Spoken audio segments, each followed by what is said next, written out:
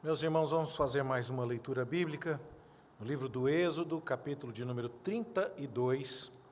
Vamos ler alternadamente ainda os versos 15 a 24. Livro do Êxodo, capítulo 32, versos 15 a 24, leitura alternada. Assim lemos na santa e bendita palavra do Senhor. E voltando-se, desceu Moisés do monte, com as 2 tábuas do testemunho nas mãos, tábuas escritas de ambos os lados, de um e de outro lado estavam escritas.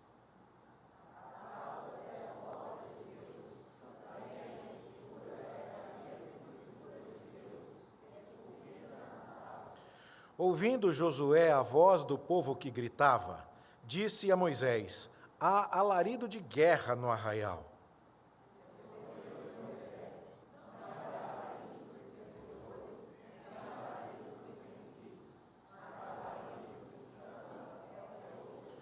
Logo que se aproximou do arraial, viu ele o bezerro e as danças. Então, acendendo-se-lhe a ira, arrojou das mãos as tábuas e quebrou-as ao pé do monte.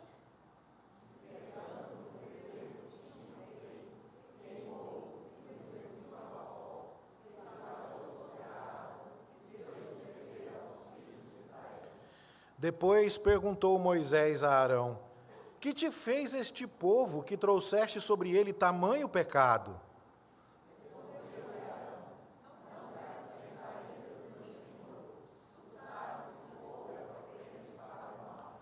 Pois me disseram: faze-nos deuses que vão adiante de nós. Pois quanto a este Moisés, o homem que nos tirou da terra do Egito, não sabemos o que lhe terá acontecido.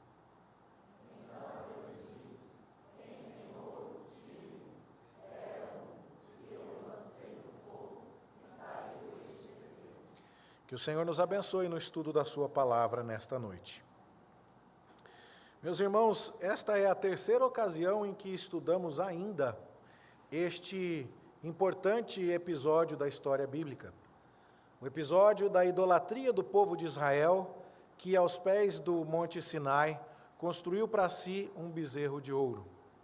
Já por 2 sermões estivemos estudando os muitos aspectos desta cena tão cheia de significado, de nuances e também de ensinamentos para nós. Já vimos que em poucos momentos da Bíblia teremos um contraste tão profundo. Que contraste é esse? No alto da montanha, Deus está entregando a Moisés a planta do tabernáculo.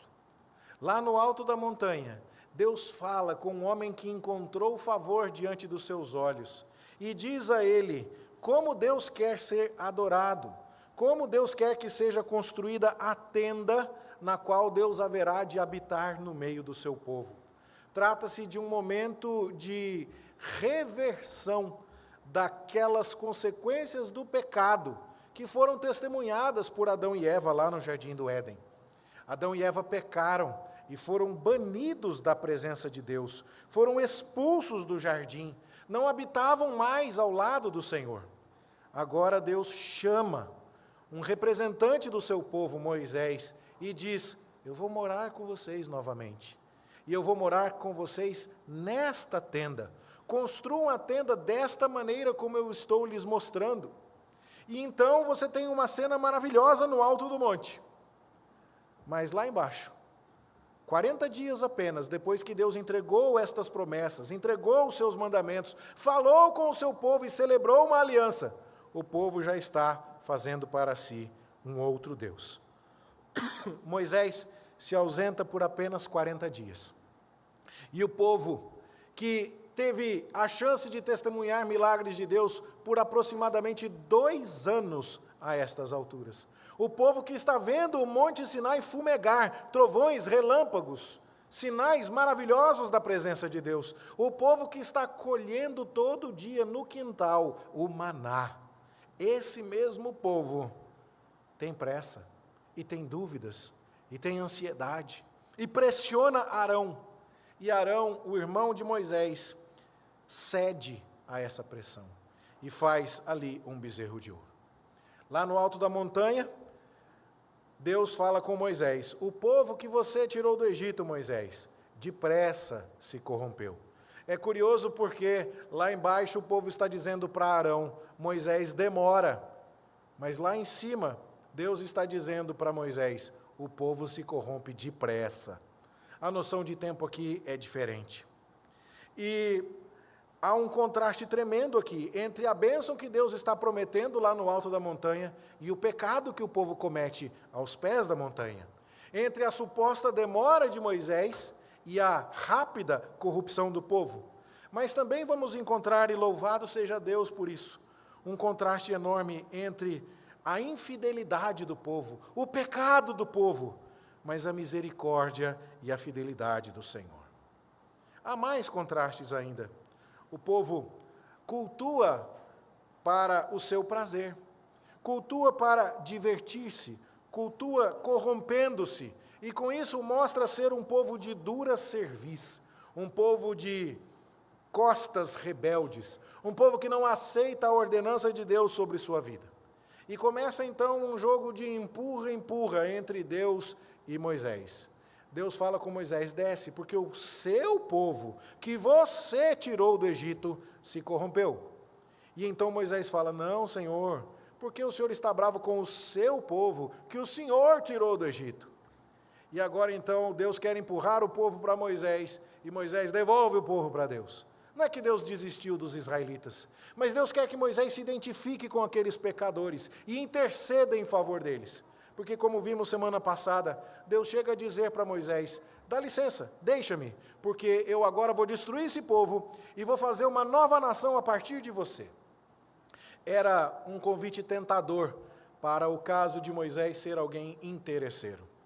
Ele liderava os filhos de Israel, o outro nome de Jacó, e Deus estava oferecendo a ele a oportunidade de agora liderar os filhos de Moisés. Veja que não é pouca coisa, porque 3.500 anos já se passaram e Israel ainda é um nome que aparece no noticiário. E não é o nome de Moisés que está sendo carregado até hoje, e sim o nome de Israel. Mas Deus ofereceu isso a Moisés: se você deixar, eu destruo esse povo e faço um outro a partir de você. Só que apontando já para Cristo, que não teve os seus interesses em primeiro lugar, mas a glória do Pai e o bem do povo antes de qualquer outra coisa, Moisés diz: não, Senhor, esse é o teu povo, que o Senhor tirou da terra do Egito. Perdoa esse teu povo. E Moisés agora intercede, recusando aquela oferta de honra ao seu nome. Moisés argumenta baseando-se na reputação de Deus. As outras nações vão dizer que o Senhor foi capaz de nos tirar do Egito, mas nos matou no deserto. Não faça isso. O plano de Deus: o Senhor disse que nos introduziria na terra prometida, mas acima de tudo a promessa. O Senhor prometeu aos nossos pais Abraão, Isaque e Israel.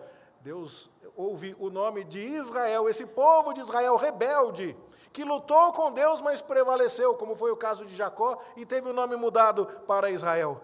O Senhor perdoa esse povo, porque o Senhor prometeu que eles haveriam de habitar a terra prometida.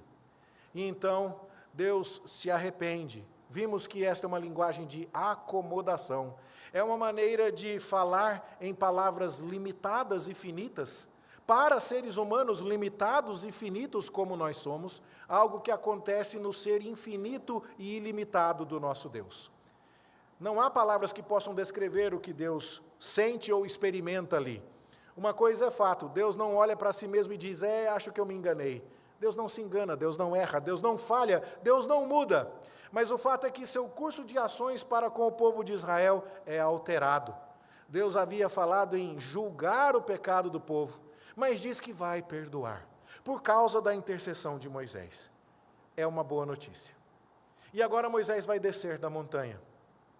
Mas o fato de você ter uma excelente notícia: o povo cometeu um pecado horroroso, Deus vai perdoar porque Moisés intercedeu. Sim, a notícia é maravilhosa, mas isso não significa que o pecado não vai cobrar os seus custos, que ele não terá as suas consequências, que ao ser tratado, que ele não trará desconforto e dores necessárias para a plena restauração do povo de Israel.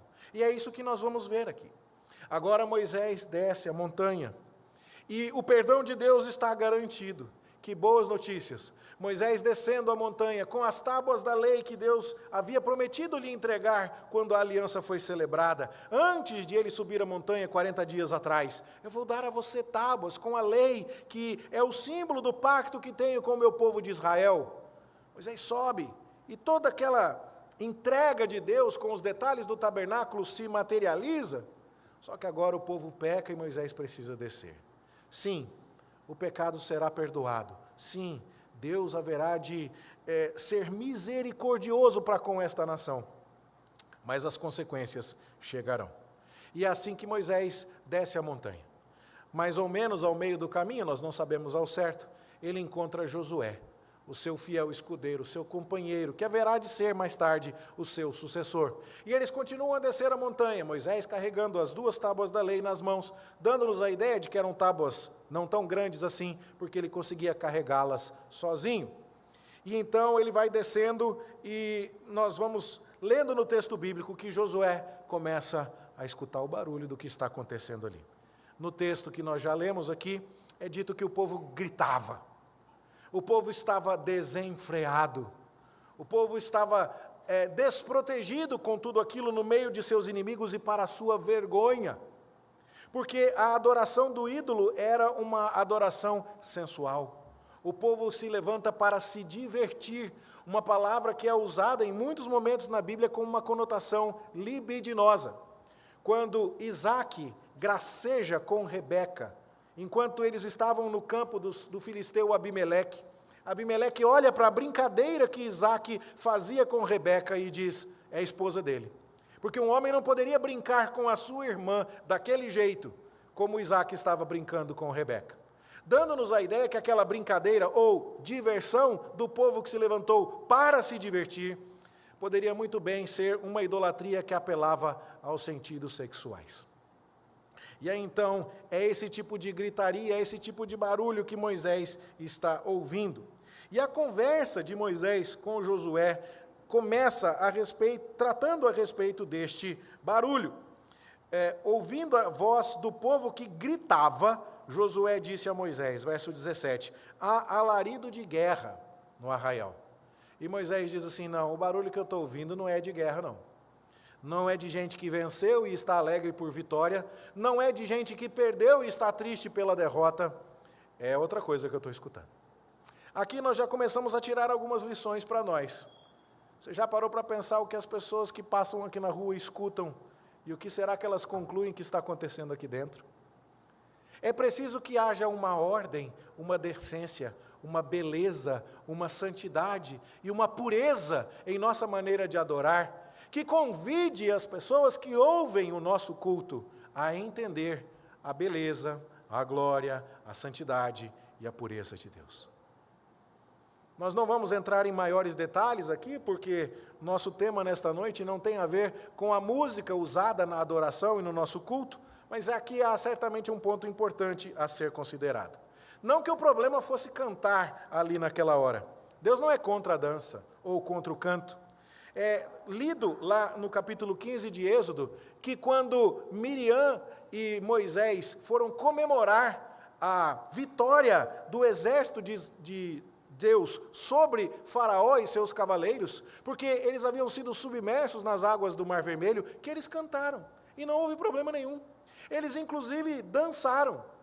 É uma coisa diferente se dançamos em contexto de culto, mas ali eles estavam comemorando uma vitória militar. Ali eles estavam comemorando a vitória de uma nação sobre inimigos que os perseguiam. E Deus não exibiu nenhuma censura sobre aquilo. O problema é que quando faziam o canto e a dança em Êxodo 15, eles o faziam para Deus, para o Senhor, com a devida santidade.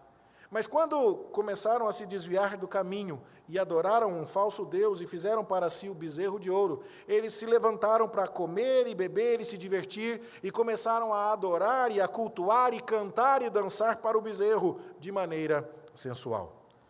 A adoração voltada aos ídolos normalmente é guiada pelos apetites humanos. Quando você faz o seu Deus que responde aos seus anseios, o seu Deus que atende às suas demandas, porque é assim que você quer, vai Arão, faz para nós um Deus do nosso jeito. Bom, a tendência é que a sua adoração seja também pautada pelos seus instintos e pelas suas expectativas. E isso não deve acontecer. O resultado está no verso que nós não lemos, o versículo 25. Moisés vê que o povo estava desenfreado. E que o povo estava nessa situação porque Arão deixara o povo à solta para a vergonha no meio dos seus inimigos. Era tanto uma questão vergonhosa você olhar para aquilo e dizer: isso não faz sentido, isso não é puro, isso não é santo, isso não glorifica a Deus, isso não é próprio de um povo chamado para pertencer ao Senhor, e isso é vergonhoso. Mas também era perigoso, porque eles estavam no meio do deserto, e os seus inimigos iriam olhar para toda aquela orgia, aquela bebedeira, e aquela fragilidade daqueles que comemoravam assim, e podiam tirar proveito dessa situação para atacar de surpresa o povo. Perceba, ídolos nos colocam em situação de vergonha, ídolos nos colocam em situação de perigo, ídolos corrompem a nossa adoração, ídolos são adorados de maneira idolátrica, de maneira sensual. Ídolos nos desviam em todos os sentidos. E é isso que aconteceu. E agora Moisés desce da montanha sabendo que Deus vai perdoar tudo aquilo. Mas isso precisa ser corrigido, porque é uma vergonha, porque é um perigo, porque é um risco tremendo, porque é isso que o pecado faz. E é isso que adorar ao ídolo e servir ao ídolo causa naqueles que assim o fazem. Então, mesmo pecados perdoados, podem e às vezes devem ter consequências, tratamento, purificação. Nós podemos, em algumas circunstâncias, nos colocarmos na mesma situação do povo de Israel. Pecamos, erramos, seguimos aos nossos ídolos, aos nossos apetites, nos desviamos da adoração adequada, nos colocamos em situação de vergonha, nos colocamos em situação de perigo. Confessamos, sabemos que fomos perdoados, mas ainda precisamos corrigir toda a situação na qual nos colocamos com o nosso pecado. E é isso que Moisés vai fazer. Ele desce da montanha com Josué, com as tábuas da lei na mão, e ele toma 3 atitudes que nos assustam. A gente pensa, o homem está bravo. Primeira coisa que ele faz, ele quebra as 2 tábuas da lei. E a gente olha para isso e fala, Moisés, não faz isso. Foi Deus que escreveu isso aí, com o dedo dele. Você não tem o direito de fazer um negócio desse. A gente se preocupa por Moisés. Será que ele errou com isso? Outra coisa que Moisés faz, ele queima o bezerro de ouro e transforma aquele ouro todo em pó. Para quê, Moisés? É o tesouro que Deus deu aos israelitas lá no Egito, uma espécie de indenização por 430 anos de escravidão. O que você vai fazer com esse ouro todo? Mas depois ele mistura aquele ouro no pó da água que o povo ia beber e faz o povo beber ouro em pó. Moisés, para que isso? 3 atitudes de Moisés que têm a ver com a correção daquele grave pecado do povo de Israel. Quebrar as tábuas da lei, queimar o bezerro de ouro e o reduzir a pó, e misturar o pó do bezerro na água e dá-lo de beber ao povo de Israel. A pergunta, será que Moisés exagerou? Será que ele estava nervosinho? E a resposta que nós costumamos ver muitas e muitas vezes é sim. E eu quero mostrar para você que não. Eu quero mostrar para você que Moisés estava coberto de razão ao fazer estas coisas, e eu quero lhe dar os argumentos. Primeiro argumento, é o argumento linguístico. Você sabe que a gente está estudando isso à medida em que analisa o texto do Êxodo, que quando as palavras são usadas aqui, e elas são escolhidas no texto bíblico, a Bíblia é um livro, é uma literatura, não são quaisquer palavras, as palavras escolhidas são escolhidas de propósito. Então, quando o povo diz, Moisés tarda, e Deus fala, o teu povo depressa, isso aí é específico. Quando o povo diz, são estes os teus deuses que te tiraram do Egito, negando que Deus, o Senhor, o tenha tirado do Egito, Deus fala, Moisés, foi você que tirou o povo do Egito, porque o povo negou a Deus e Deus negou o povo. Existem paralelos aí. Da mesma forma, existe um paralelo entre a intercessão de Moisés sobre a reação que Deus tem para com o povo e depois o que Moisés sente. Em ambos os casos, o sentimento é de ira. Veja o capítulo 32, versículo 11. Moisés pergunta para Deus assim: por que se acende, Senhor, a tua ira contra o teu povo? A pergunta é: quando Deus se irou contra o povo, Deus pecou? E a resposta é claro que não. Logo em seguida, você vai ver no capítulo 32, verso 19, que acendendo-se-lhe de Moisés, entenda, acendendo-se a ira de Moisés, ele arrojou das mãos as tábuas e as quebrou ao pé do monte. Se Deus estava irado contra o povo por causa da idolatria, e se Moisés estava irado contra o povo por causa da idolatria, e a descrição do que Deus experimenta é idêntica à descrição do que Moisés experimenta, o que você tem aqui é um vínculo linguístico que legitima a ação de Moisés. Moisés não está sentindo nada que Deus já não tenha sentido. Ele não está expressando nenhuma reação que Deus já não tenha exibido. É claro, sempre que Deus se ira, ele se ira corretamente. Nunca exageradamente. Nunca por causa de interesses errados. Nós podemos fazer isso. Nós podemos nos irar além da medida. Nós podemos nos irar por coisas que não são do interesse de Deus, e sim dos nossos interesses idolátricos. Sim, nós podemos ficar chateados porque o nosso pecado não deu certo, e aí a gente fica irado. Essa não é uma ira santa. Obviamente que não. Mas no caso aqui, Moisés está irado por causa do bezerro. Ele está irado por causa do pecado do povo. E esse vínculo linguístico, então, é a primeira das evidências de que Moisés não errou. Segundo, ele não faz, então, nada do que Deus já não fez. O vínculo linguístico, primeira evidência. A ação, que é idêntica à de Deus, é a segunda evidência. Aquela ira de Moisés é justificada e santa. A aliança que Deus celebrou com Israel havia sido quebrada depressa e de modo central. Os 2 primeiros mandamentos, não farás para ti imagem de escultura, não terás outro Deus além de mim, foram quebrados. É natural, é apropriado, inclusive, que Moisés se ire. Aliás, se ele não ficasse irado aqui, aí então ele teria pecado. Mas há mais evidências e eu creio que elas são ainda mais poderosas. Você sabe que Deus pegou pesado com Moisés.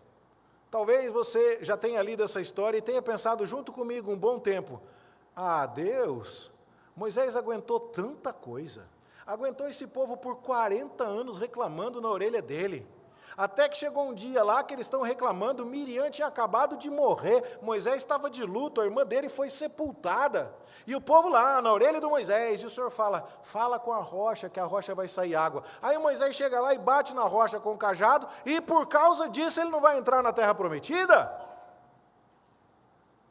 Vamos entender uma coisa? Deus não alivia para Moisés quando Moisés está errado.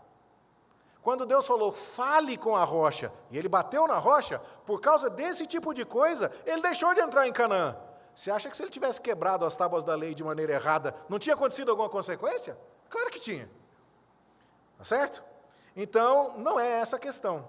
Abrindo um parêntese só, falar com a rocha pela segunda vez, porque a rocha já tinha sido ferida numa primeira vez, era a ordem de Deus, porque aquela rocha representa Cristo, que foi ferido uma única vez por nossos pecados, e ele é a fonte de água a jorrar para a vida eterna. Aquele que bebe da água que ele dá, terá em si uma fonte a jorrar para a vida eterna. Aquela pedra simbolizava Cristo.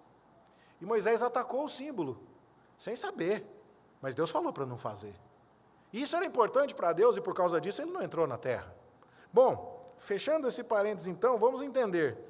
O vínculo linguístico, Deus se irou, Moisés se irou, nenhum problema. Segunda questão, o sentimento de Moisés é o mesmo de Deus e a ira de Moisés é justificada e santa. Terceiro, Deus não repreendeu Moisés. E não foi só por causa disso. Quarto e último argumento. Deus não repreendeu Moisés nem por quebrar as tábuas, nem por derreter o bezerro e nem por fazer o povo beber o bezerro. Moisés, esse negócio de beber ouro, será que a Nutri recomenda? Será que é bom para a saúde isso aí? Por que será que você está fazendo isso, Moisés? Percebe? Não há nenhuma censura a nada dessas atitudes aqui. O que nos leva a pensar o seguinte: atitudes para o combate do ídolo, Atitudes para o combate do pecado precisam ser enérgicas. Deus perdoa, é fato, mas o nosso tratamento do pecado não pode ser light. Tem que ser enérgico, tem que ser firme. Não pode haver um excesso de ira que nos leve a buscar mais justiça do que a que Deus requer. Mas nós não podemos aqui, em nome de uma suposta piedade excessiva para com o pecador, minimizar a importância de corrigir o pecado até o final. Moisés, então, é muito firme nisso. E eu quero discutir com você, então, qual é o significado dessas atitudes drásticas que Moisés toma. Primeira questão, por que quebrar as tábuas? Quebrar as tábuas é um ato profético. É muito comum a gente encontrar ato profético nos dias de hoje. Já passou a época. Como também é muito comum encontrarmos apóstolos, ditos apóstolos, nos dias de hoje. Também já passou a época. Como diz reverendo Augusto Nicodemos, ao escrever um livro sobre apóstolos, dizendo que os apóstolos foram aqueles nomeados pessoalmente pelo Cristo ressurreto, apóstolo bom é apóstolo morto. E ato profético bom é o ato profético que está na Bíblia. Não esse de vamos comprar um terreno, vamos, a igreja inteira dando 7 voltas em torno do terreno, cantando hino e outras coisas mais. Isso aí é bobagem. Mas naquela época e naquele momento da revelação de Deus, muitos dos profetas faziam atos proféticos. Nós conhecemos alguns. Ezequiel raspou todos os cabelos do seu corpo e dividiu, pesou na balança e dividiu em 4 partes. Um tanto ele queimou, outro tanto ele jogou para o vento, outro tanto ele picou com a espada e outro tanto ele guardou na cinta. Aí você olha e fala assim, o que é isso, Ezequiel? Ele fala, isso é o que Deus vai fazer com o povo de Israel. Ele vai pegar um tanto e vai queimar no incêndio de Jerusalém. Ele vai pegar outro tanto e vai matar na espada. Ele vai pegar outro tanto e vai espalhar cativo pelas nações. Mas vai ter um remanescente que ele vai guardar com ele e que ele vai preservar. Aí você olha para aquilo e você entende. Isso se chama ato profético. Quando Moisés quebra as tábuas, ele está realizando um ato profético. Qual? As tábuas eram obra de Deus. Foram cortadas por Deus. Foram escritas com a caligrafia de Deus, mostrando que tábua de Deus, aliança de Deus, povo de Deus, tabernáculo de Deus. E vocês estão corrompendo o próprio povo de Deus. E vocês estão quebrando a própria lei de Deus. Vocês não estão fazendo jus à presença de Deus entre vocês e a esta dádiva que é a lei de Deus sendo trazida a vocês. Vamos lembrar que são 2 tábuas, o texto é muito claro nisso. Aliás, este é o texto que mostra a entrega da lei de Deus ao povo. Moisés desce com 2 tábuas, e por quê? Eu espero que você saiba essas alturas. Eram as 2 vias do contrato. Uma cópia era a cópia de Deus, a outra cópia era a cópia de Israel. E eram cópias idênticas. Não é que não cabia 10 mandamentos numa tábua, teve que usar outra, não. Os 10 mandamentos estavam na tábua número 1 e também os 10 mandamentos estavam na tábua número 2. Só que a tábua número 1 era a cópia de Deus, igual você quando aluga uma casa, tem uma cópia com você e do dono da casa, do contrato. Aquele contrato, as tábuas da aliança, as tábuas do pacto, era em pedra e era de 2 cópias. A via de Deus, que seria guardada no tabernáculo, o lugar mais santo, a casa de Deus, e a via de Israel, que seria guardado no santuário de Israel, o tabernáculo. As 2 cópias na Arca da Aliança, como já aprendemos.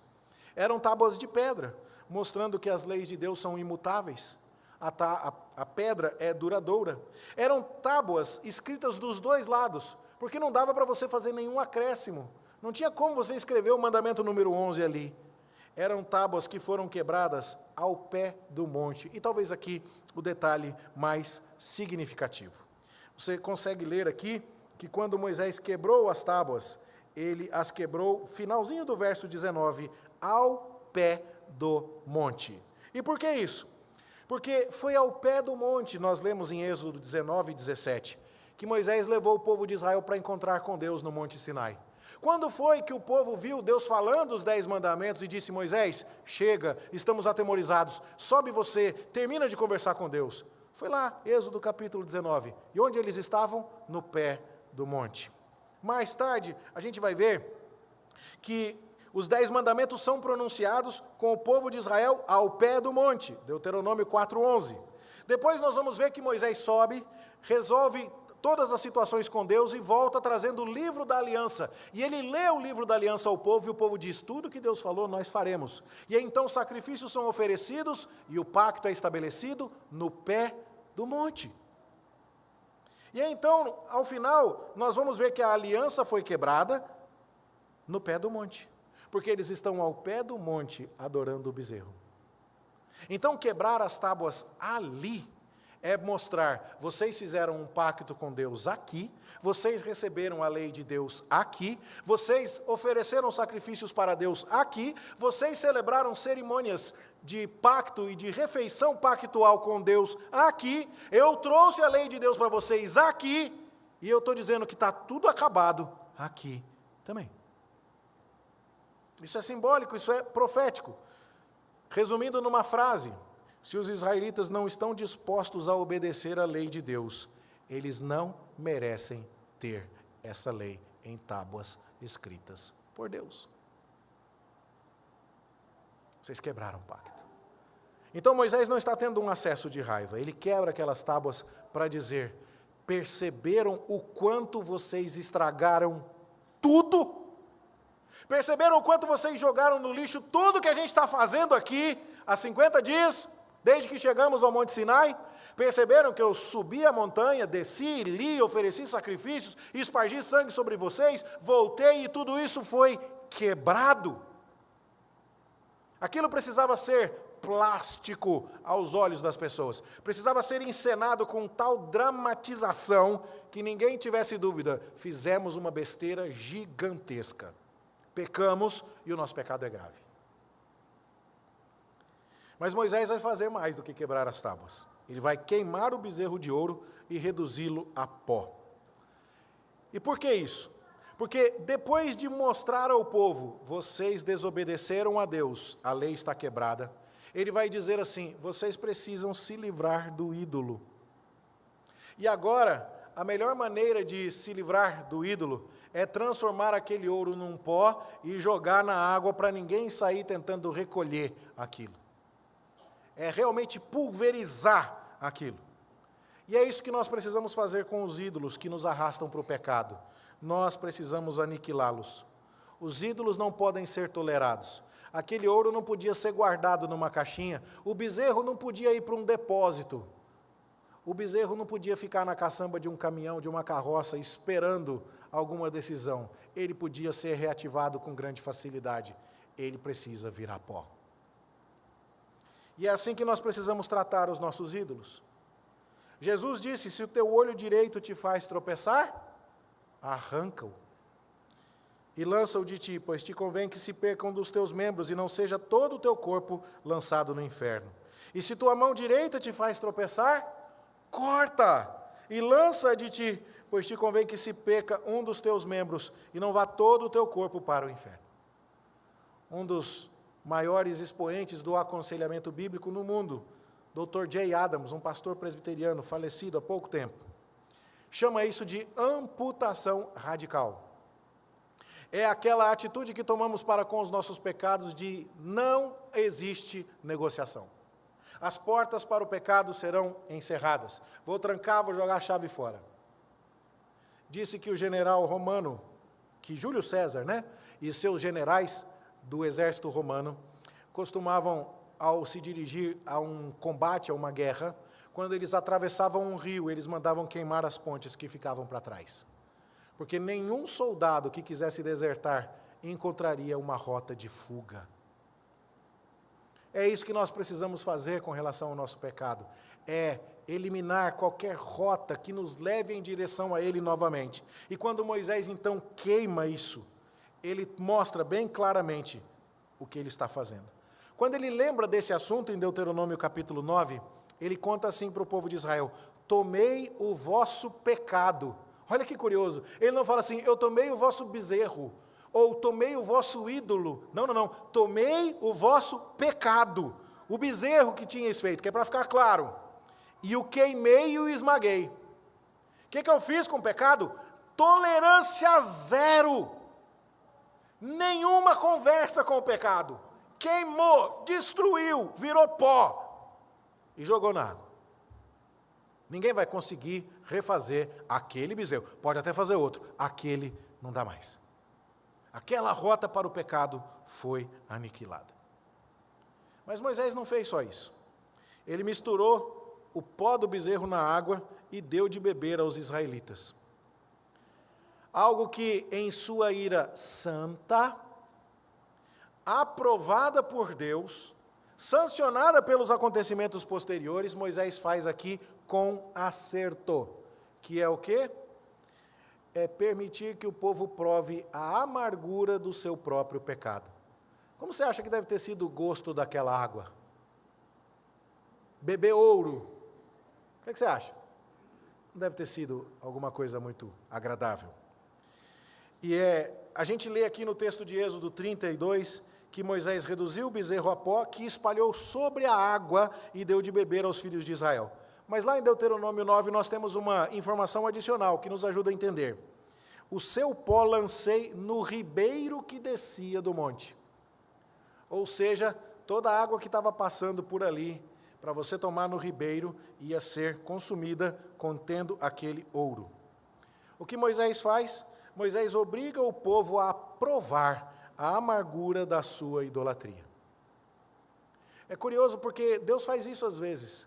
E toda mãe tem um pouquinho de Deus. E talvez a hora que eu contar aqui você vai entender. Quando o povo reclama, que saudade dos pepinos do Egito, quem me dera comer carne. Pode ler na sua Bíblia, Deus fala assim, você quer carne? Eu vou te dar carne para você comer até sair pelo nariz. Está assim na Bíblia. Será que você conhece a história de alguém que foi de noite na geladeira pegar uma latinha de leite condensado e a mãe pegou e mandou o menino comer 4 latas de leite condensado seguida para falar assim, é isso que você quer? Toma para você ver! Que não presta o que eu estou te proibindo, que vai te fazer mal. É isso que Moisés faz. Pega o teu bezerro, bebe ele. Vê se ele mata a tua sede, vê se ele mata a tua fome, vê se ele resolve o teu problema, vê se é isso mesmo que você quer. E ele força o povo a lidar com as consequências do seu pecado. Por quê? Porque o pecado, pelo menos no começo, nós não podemos negar isso. Isso não é heresia. O pecado tem algum prazer envolvido nele. Você acha que o povo estava dançando lá e fazendo toda aquela bebedeira e sofrendo? Não, eles tinham algum prazer envolvido. Mas existe um problema. C.S. Lewis vai falar um pouco a respeito disso, em linguagem poética, e eu vou adaptar um pouco aqui a maneira como ele coloca essas questões. O pecado é aquela xícara que no começo é prazerosa, sim. Sem dúvida alguma. Ele atende alguma demanda do seu coração, do meu coração. Ele faz algumas promessas para nós. O problema é o gosto amargo que fica no fundo da xícara. O problema é que lá no fundinho ele cobra uma conta. É porque você tem que esconder, é porque você tem que controlar os efeitos, é porque você tem que controlar as consequências, é porque aquilo te cria uma outra dor de cabeça. O pecado nunca vem sem efeitos colaterais. O prazer puro é o prazer que Deus dá. No livro Cartas de um Diabo ao Seu Aprendiz, C.S. Lewis fala de um diabão experiente, mentor, que estava treinando o seu sobrinho para se tornar um demônio, né, que tentava os crentes. E o sobrinho manda a troca de cartas entre o sobrinho tutelado e o tio demônio experiente, o seu tutor. E o sobrinho um dia fala assim, tio, eu inventei um prazer aqui que vai ser ótimo, os crentes vão pirar aqui. E o morcegão fala para ele assim, não faz isso não, sobrinho. Quem é bom mesmo de inventar prazer é Deus. O que a gente consegue fazer é corromper o prazer. O que a gente consegue fazer é colocar o prazer deles no lugar errado e deixar o gosto amargo no fundo da xícara.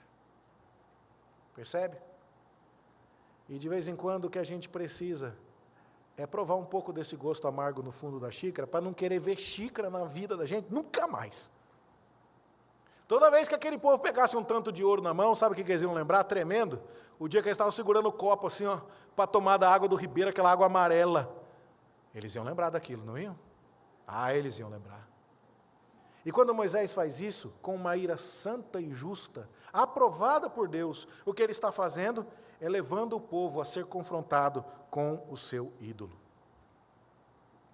Moisés quebra as tábuas da lei para dizer, vocês quebraram a lei de Deus, isso é muito sério. Moisés destrói o ídolo para dizer, não haverá caminho de volta para o pecado. E Moisés faz o povo beber o pó para dizer assim, experimenta para você ver como o seu pecado, no final das contas, tem um gosto amargo no fundo da xícara. É assim que o pecado tem que ser tratado. E aí então, quando nós olhamos para isso, nós entendemos. A intercessão de Moisés lá no alto da montanha foi atendida. Deus se arrependeu do mal que ia fazer, disse a Moisés que ia perdoar o povo, Moisés desceu e tomou providências. Quebrou as tábuas, derreteu o bezerro, fez o povo beber água com pó de ouro. Mas e o Arão, hein? E o chefe? Aquele que estava no comando quando essa palhaçada toda aconteceu. Bom, nós ainda vamos falar um pouco mais sobre Arão na semana que vem, se Deus nos permitir. Mas Moisés chega para Arão e fala assim, verso 21, o que esse povo fez para você trazer sobre eles tanto pecado? É quase que uma pergunta irônica. Pode ser tanto a ideia de que eu conheço esse povo não é fácil não. Moisés já tinha uma boa experiência com esse pessoal, as reclamações deles no deserto e tal. Moisés sabia que a tarefa não era fácil, cuidar de Israel não era brincadeira não. Mas que tipo de pressão eles colocaram sobre você para você ceder desta maneira? Pode ser uma maneira de entender a pergunta, mas a outra seria assim, por que você está com tanta raiva deles, que você liderou eles em direção ao pecado? O que esse povo te fez para você levá-los em direção a um pecado tão grande? Percebe? Isso também acende uma luz aqui para nós, que nem sempre aquelas pessoas que nos atendem estão nos abençoando. Nem sempre os líderes que nos dão aquilo que a gente pede estão trazendo bênção sobre nossa vida. Nem sempre as pessoas que a gente diz, esse aí é o pastor, é o líder que eu queria, é o presbítero que eu pedi a Deus, porque ele faz tudo do jeito que eu estou querendo. Às vezes o que a gente está precisando é de alguém que nos ame o suficiente para nos contrariar.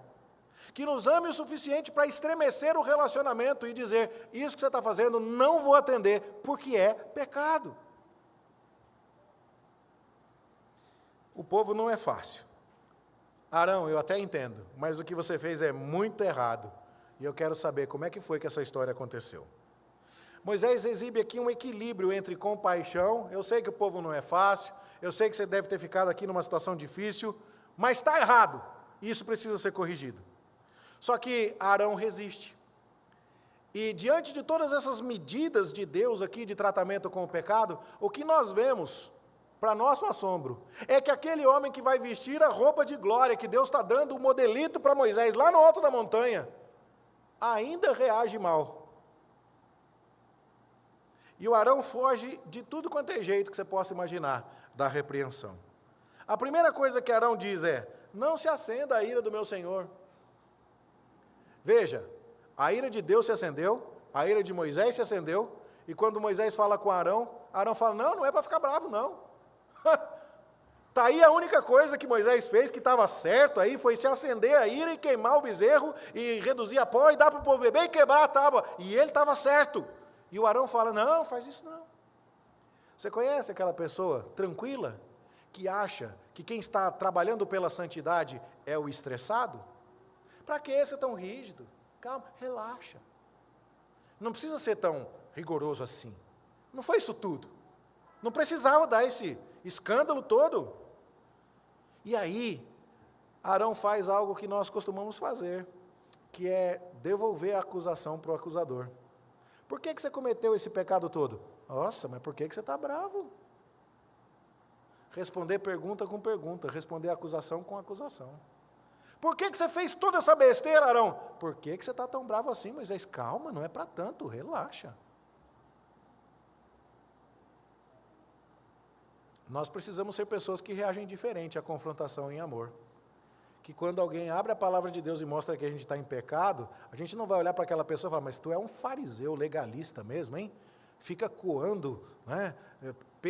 Achando pelo em ovo, coando mosquito, engolindo camelo, arreda Satanás. filhote de Nabucodonosor, treva seca, não sei o quê, e vai lá repreendendo.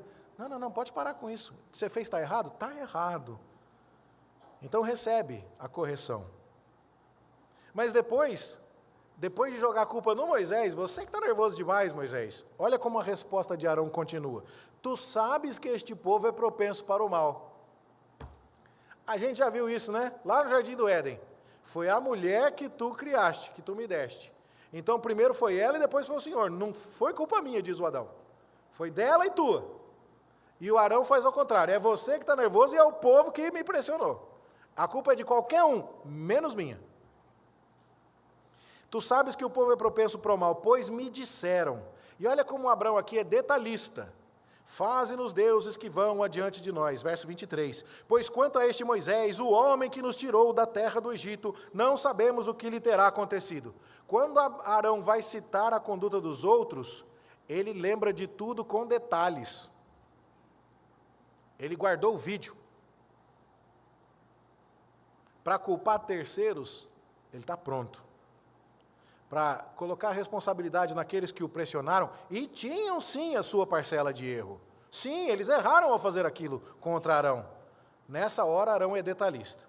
E isso é que é perigoso, porque muitas vezes a gente apresenta algumas desculpas que têm alguma verdade dentro delas.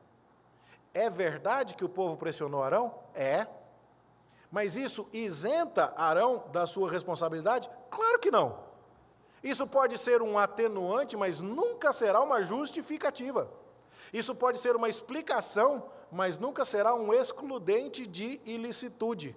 Nunca será um salvo-conduto. Não, neste caso, já que o povo pressionou, então era o que você tinha que ter feito mesmo. Não. Só que aí, Arão primeiro jogou a culpa no Moisés. Por que você está nervoso? Depois jogou a culpa no povo. Esse povo é difícil. Mas a hora que chegou a parte dele, você pegou os brincos de ouro, você jogou lá, fez um bezerro e tudo mais.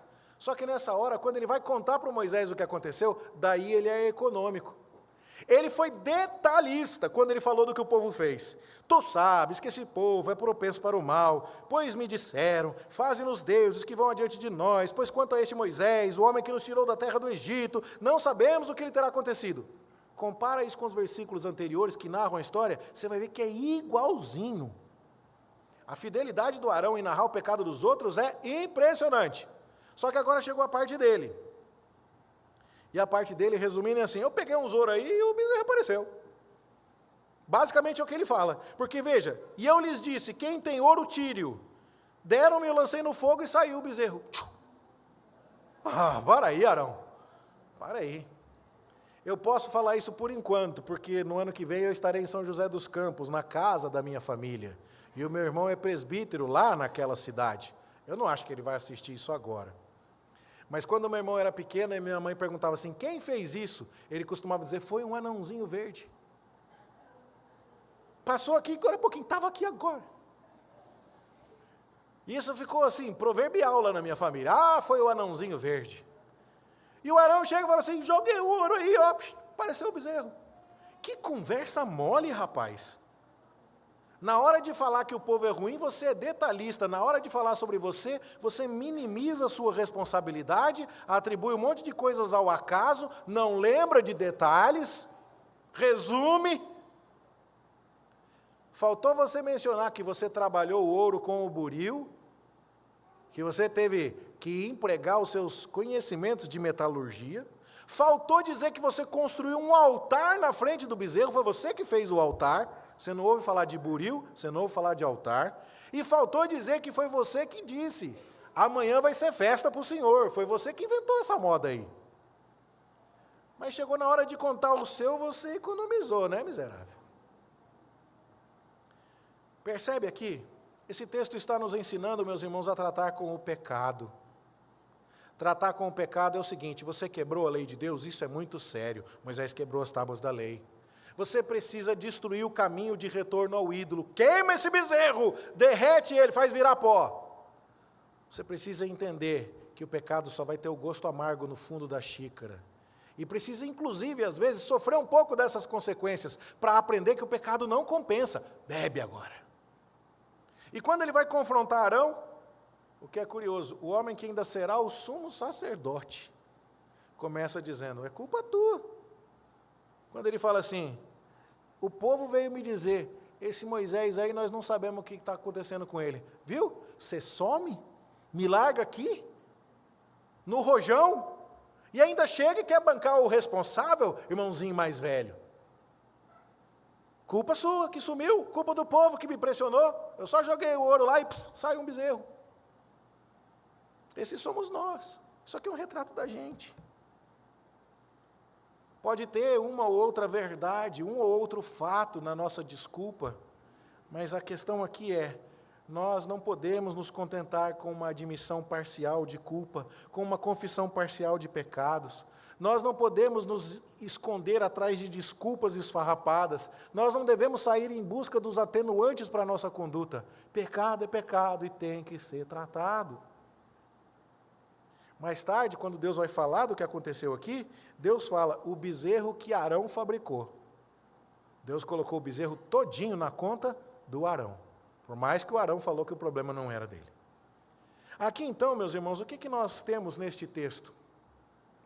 Nós temos uma lição para nós, crentes. Povo de Deus, perdoado por Deus.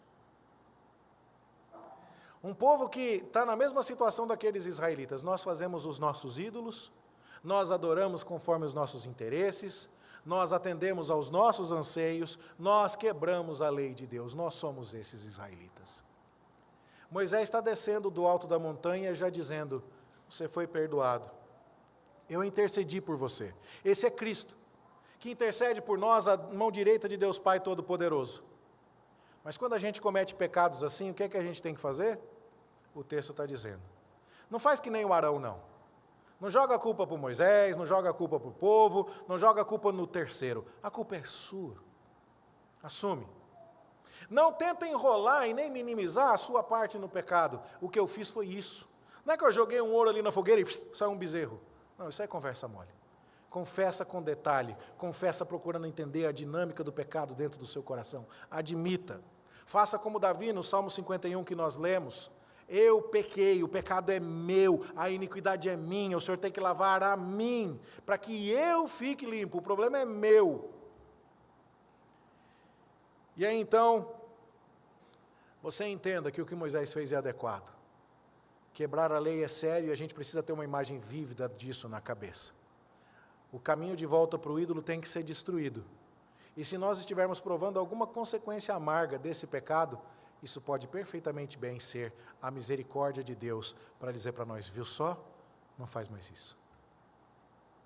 Então, meus queridos irmãos, a minha oração é que a gente pare de apresentar desculpas, que a gente pare de apresentar atenuantes para os nossos pecados, que a gente confesse o pecado, que a gente se responsabilize por ele e que a gente se alegre no fato de que Deus nos perdoa, ainda que as consequências precisem aparecer.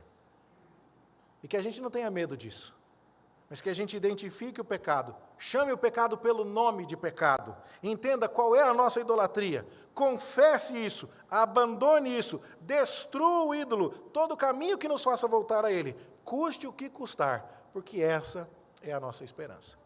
E que o Senhor nos abençoe nisso em nome de Jesus. Amém.